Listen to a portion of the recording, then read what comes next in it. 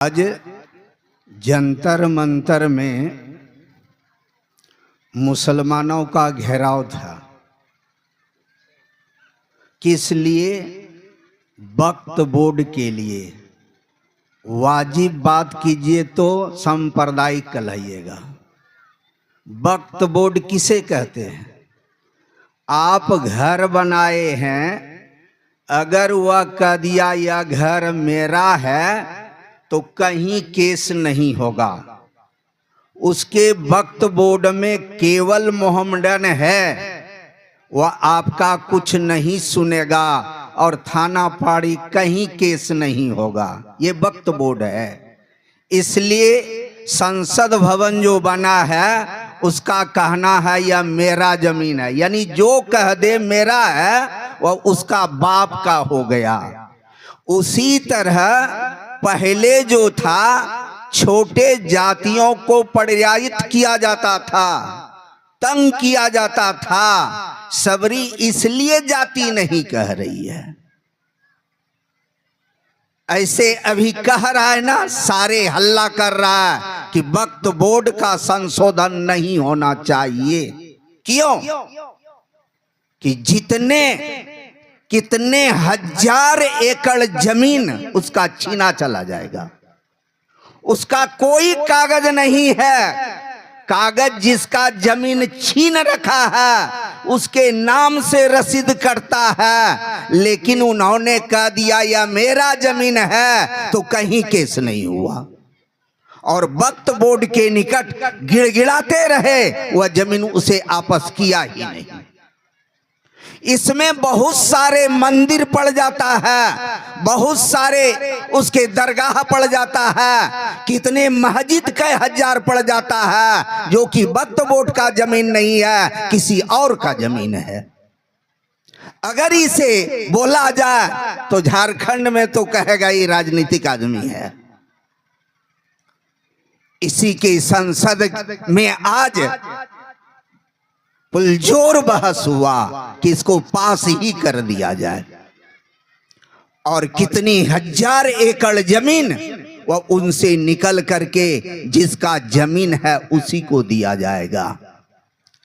उसी तरह सबरी जो कह रही है, ऐसे कह रही है, डंगा करके उसको दिया, कुरमच झाड़ करके, इसलिए कह रही है कि ही विधि स्तुति कराऊं तुम्हारी, अधम जाति में जड़मती भारी। 8 दिन बढ़िया बढ़िया चमत्कार चीज खा लीजिए स्वादिष्ट, और 9वें दिन आपको भांप के दे खाइएगा, थाली बिक दीजिएगा। क्यों? जी हाँ, चिकना हो गया है। इसीलिए सबरी ऐसे नहीं कह रही है कि जाति उसके ऊपर व्यापा है। एक जगह पूज्य बाबा से लिया भोजन का समय, तो जो बूढ़ा लिया वो रामानंदी था, लेकिन थे भूमियार। लेकिन उसका बेटा बहुत बड़ा अफसर था। जानते हैं, दूध में भात और चीनी दे दिया कि यही खीर है। और सोहाड़ी जानते हैं, बीच में तेल या घी लगा करके 2 लोनी सटा देते हैं, उसको हम लोग सोहाड़ी कहते हैं। वही 2 को सटा करके, बल्कि घी तेल में नहीं, उसी आटा में सटा के बेल के दे दिया, कहा पूरी है। क्यों? उसके मन में था कि छोटे जाति के लोग साधु बनता केवल खाने के लिए। हम पूज्य बाबा और उसके बाप तीनों खाने के लिए बैठा था। थाली देख करके उसका बाप हंस रहा था कि क्या कर लिया। खाना खा के दरवाजे पर आए, उसकी 2 बेटी अफसर की आई प्रणाम करने के लिए। पूज्य वेदानंदवा को प्रणाम किया और मुझे प्रणाम करके जाने लगी। तो मैं छोटी वाली का हाथ पकड़ लिया, रुक गई। मैंने कहा वो कौन लगेगा कुर्सी पर जो बैठा है? तो भोजपुरी में कहती है कि बाबा लगिहन, यानी दादा को बाबा कहते हैं लोग, बाबा लगिहन। मैंने पूछा हमसे बड़ा है या छोटा, सो बताओ। तो कहा नहीं नहीं आपसे बड़ा है। मैंने कहा नहीं, दिखते नहीं हो, हमसे छोटा है वह। 3-4 बार मैंने डांटा उसे, हमसे छोटा है, लेकिन वो दोनों बहन कहती रह गई कि नहीं आपसे बड़ा है। तो मैंने कहा मुझे प्रणाम किया तो उससे क्यों नहीं किया? प्रणाम पुनः वेदानंदवा को किया, पुनः हमको किया और दादा को प्रणाम करके घर गई। बाप से कही कि छोटा बाबा ने मेरा हाथ पकड़ लिया। कहा क्यों? कहा बाबा को जो प्रणाम नहीं किए इसलिए। उसको बड़ा झटका लगा कि मैंने अपने जाति के साथ खिलवाड़ कर दिया। एक एक करके सारे आदमी को भेजा प्रणाम करने के लिए, और बाद में आया बाबा को नमन करके, यानी वेदानंदवा को नमन करके और दादा को नमन करके हमरे साथ हाथ जोड़ करके खड़ा है कि मैंने जाति के साथ बहुत बड़ा अन्याय कर दिया, मुझे पूजा भोजन का निमंत्रण दीजिए। मैंने कहा समय कहाँ है? और आप जो कहे कि मैंने जाति, तो मैं भूमिहार नहीं हूं। तो कहा ब्राह्मण, क्षत्रिय और भूमिहार, ये 4 जाति के अलावा किसी को ज्ञाने नहीं है। तो मैंने कहा ये 4 जात हम हैं ही नहीं, ये 4 से परे हैं। लास्ट में उसको कहना पड़ा चलिए साधु का कोई जात नहीं होता है। मैंने कहा ठीक है। ऐसा क्यों कहा? इसलिए उसका कहना था कि इस 4 जात के अलावा अगर प्रणाम करता है तो वह खुश होता है, लेकिन आप मेरे पिता को प्रणाम नहीं किया तो आप दुखी हो गए, इसलिए आप इन 4 जाति में से कोई 4 ही जात आप हैं, बताइए। तो मैंने कहा ये 4 जात नहीं हैं। लास्ट में उसको कहना पड़ा कि मैं साधु किसी जात का नहीं होता है। मैंने पूज्य वेदानंदवा को कहा अगर इसको भोजन का समय दिया तो सबसे पहले विवाद हम करने वाले होंगे। 1 कोस तक गाड़ी लेके चला जाता था कि 1 शाम के लिए समय दीजिए, मैंने नहीं दिया। सबरी कह रही है जाति, ऐसे नहीं कह रही है, भुक्त भोगी है। इसको मछली को शिखर के दुभा से देखिएगा तो काम नहीं चलेगा। क्यों? कि जो बड़ी मछली होती है वो छोटा सा पानी में नहीं रहती, तो गहरे पानी में रहती है। मछली गहरे पानी में रहने वाली, जितनी बड़ी मछली है उतने गहरे पानी में रहती है। क्यों? ऊपर में उसका जगह नहीं है। जाति पाती, चले जाइए हरिद्वार, नहीं विश्वास है तो अगर सन्यासी के पाती में अगर कोई सादाधारी भगवान बैठ जाएगा उसको गट्टा पकड़ के उठा देगा कि महाराज के निकट बैठ गया, संग में बैठ गया। और सन्यासी में चोर लुच्चा जो है भगवान है, उसके रुमाल से उसके जूते चप्पल को पोंछेगा और कपाड़ पर बांध करके तब भोजन चलाएगा बढ़िया बढ़िया, और कड़ा कड़ा नोट दक्षिणा देगा। एक आदमी ने 80-85 हजार कुंभ से कमा के आया, कमाने वाले, ये दुबली कोट साधु कहिए, कमाने वाला। तो वहां पंक्ति का वैल्यू है। आप जाइए, आपको नहीं देगा, क्यों? वहां गेरुआ चाहिए, इसलिए बहुत सादा ने भी गेरुआ पहन के कमाने के लिए चला जाता है, बहुत सादा। और वहां से आया, गेरुआ खोल के रख दिया। महापुरुषों ने कहा कोई भी चीज लिखा गया है, गोस्वामी जी के सामने परिस्थिति था, इसलिए उसने ऐसा लिखा है कि मेरे कलम भी नहीं रुके और बड़े जाति का भेद भी खुल जाए, जो अन्याय हो रहा है, इसीलिए लिखा जाति। अगर इस पर मैं बोल सकता हूं तो जानते हैं, सबसे खचड़ा पार्टी का मैं नेता था घर का। अरे हमारे घर में नेता था तो हम नेते थे। सबसे खचड़ा पार्टी देश का अगर कोई है तो वह कम्युनिस्ट है, जिससे मंत्रित से झगड़ा लगा देगा। तो ये जाति क्या होता है, इस पर मैं घंटों बोल सकता हूं कि जाति क्या चीज है। इसलिए मैंने वक्त बहुत से उठा, जाति पाति कुल। लोग कहते हैं हम ऊंचे कुल का हैं, भगवान को कौन देखता है? समदर्शी जो हो गया है उसके लिए क्या है? बड़े बड़े महंत लोग मंच पर कहेगा सबरी का, लेकिन उसके निकट जाके रहिए, पता चलेगा। मैं था अमरकंटक में, जो हम नहीं बैठते थे कुर्सी पर तो वह नहीं बैठता था बुजुर्ग आदमी। हम चाय नहीं पीते थे, काढ़ा पीते नहीं थे तो वह नहीं पीता था। लेकिन एक आदमी आया कहने के लिए कि मैं भंडारा देना चाहता हूं। कहा ठीक है, कहा भंडारी हम अपना लाएंगे। क्यों?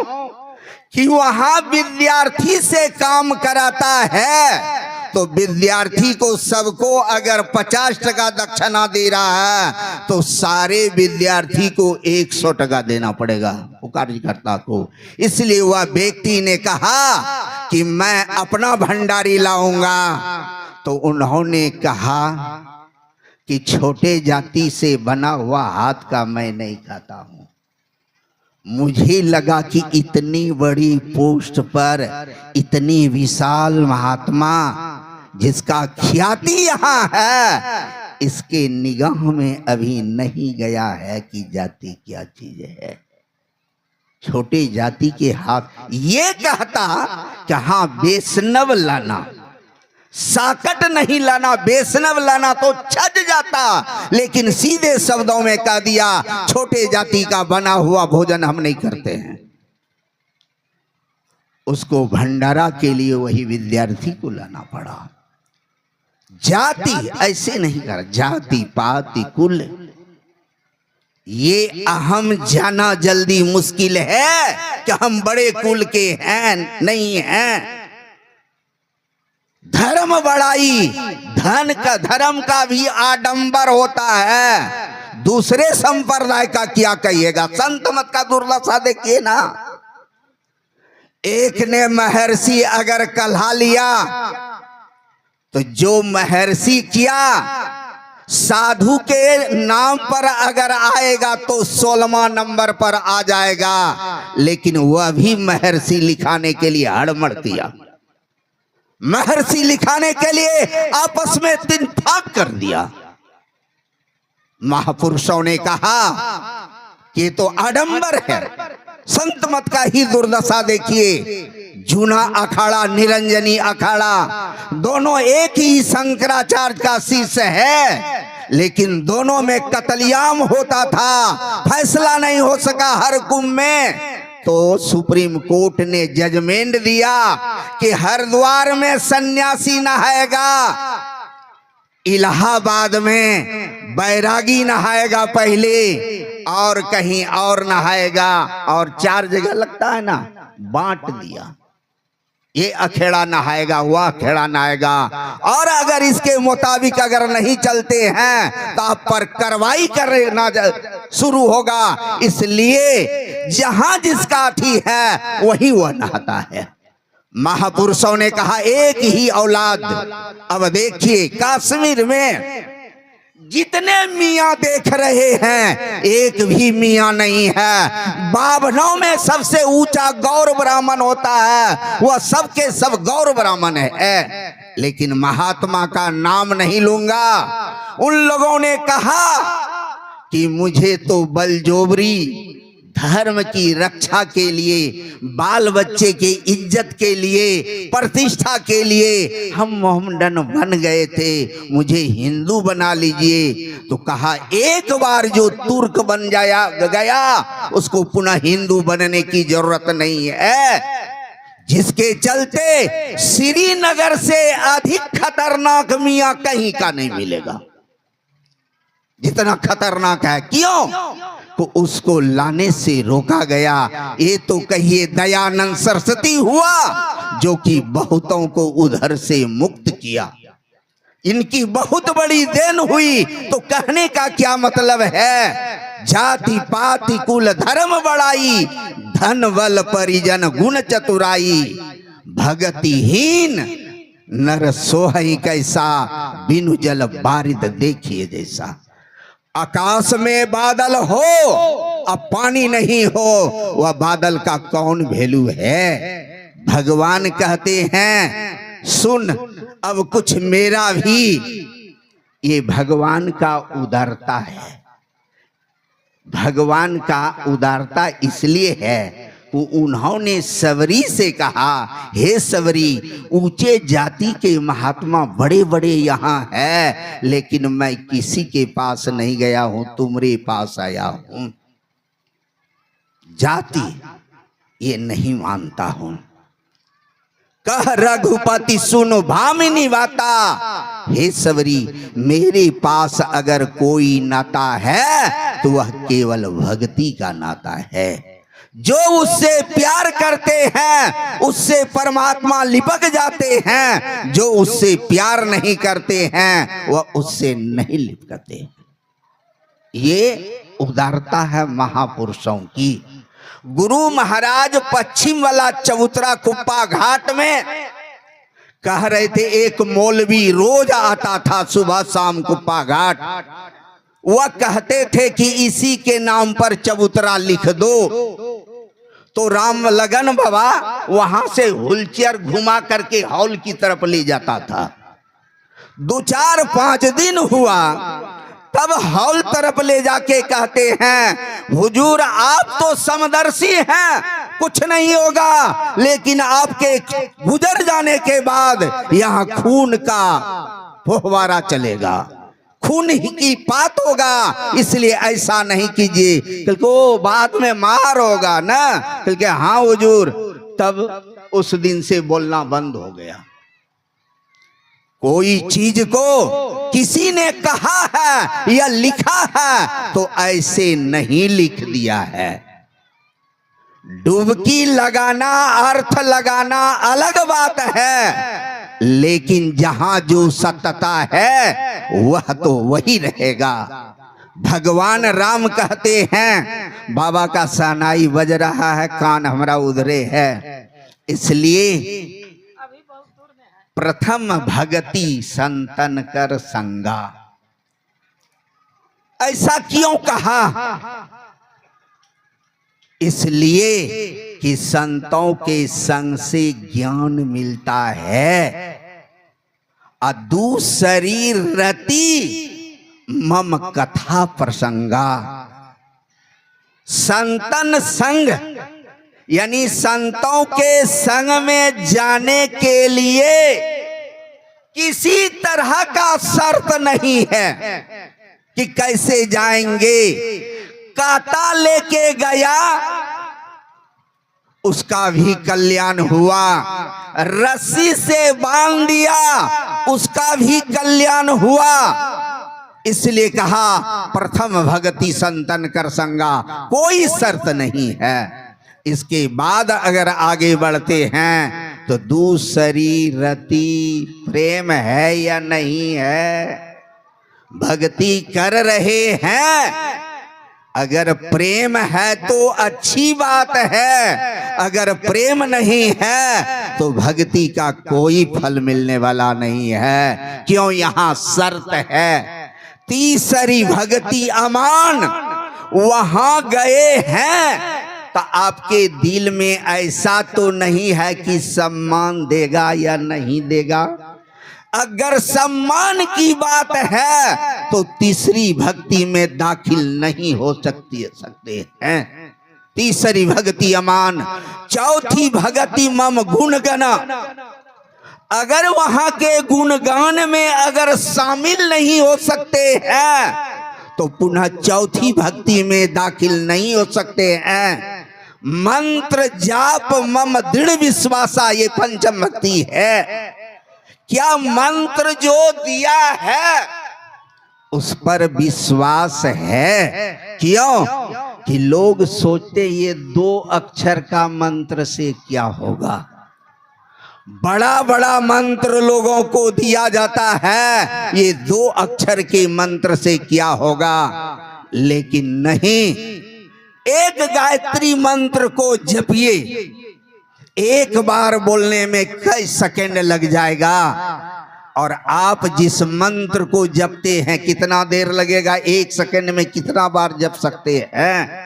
अगर जपात सिद्धि की बात किया जाए तो जितना छोटा मंत्र होता है यही मंत्र है डायन का।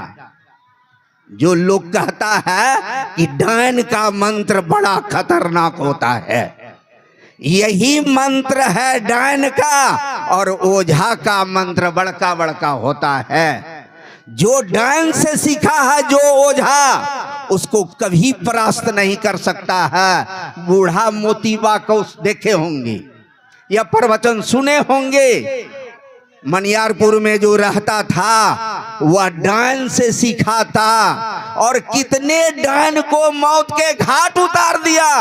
क्यों कि डायन से सीखा था, डायन का मंत्र उसके पास था। तो जो जितना छोटा मंत्र होता है उतना प्रभावशाली अधिक होता है, वह सिद्धि अधिक प्राप्त किया जाता है उससे, उस मंत्र को सिद्ध किया जाता है जल्दी। लेकिन बड़का मंत्र को सिद्ध करने में बड़ा दिक्कत होता है। इसलिए उस मंत्र बड़का मंत्र वाले जप करेंगे कि इसलिए एक ठो बेटा हो जाए, एक ठो बियाद भाग जाए, कुछ ये हो जाए, कुछ वह हो जाए। लेकिन जो मोक्ष का ख्वाब रखने वाले हैं, जो आनंद सुख का ख्वाब रखने वाले हैं, जो मत्स्य जन्मने और मरने से बचना चाहते हैं, वह छोटे से छोटे मन